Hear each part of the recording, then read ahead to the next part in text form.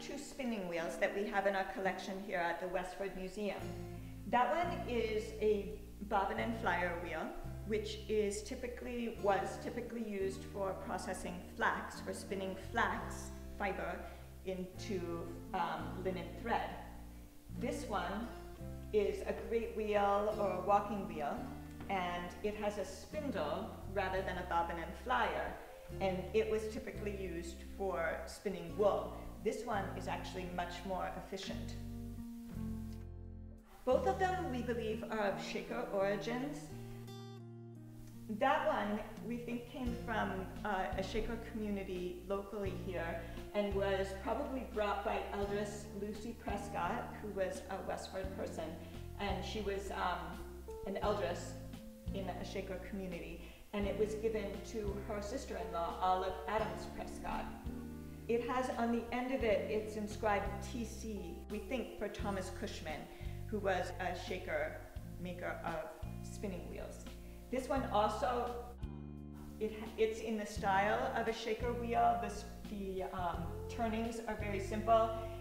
Although we don't have documentation that it's Shaker, we believe it is. So I'll just talk a little bit about how they work.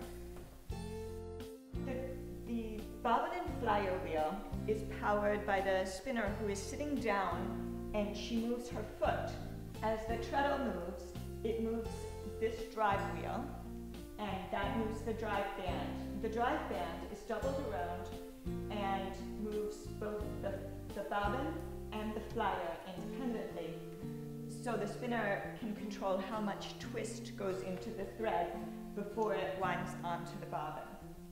This one, the gray wheel, is powered by the spinner's hand. So the spinner turns the wheel, and that turns the drive band, which in turn turns this wall up here, which is connected to an accelerator head, and then comes down to power the spindle, which turns this around. This accelerator head was not patented until the early 1800s. It was patented by a man named Amos Minor, so it was called a miner's head.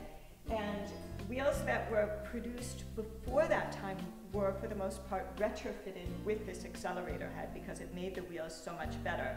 So just because it has an accelerator head does not necessarily mean that it's later than the invention, just that this accelerator head is from then. So I'm going to demonstrate how this works. What I'm starting with is fiber that has been processed.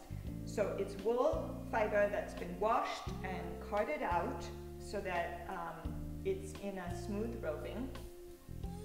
And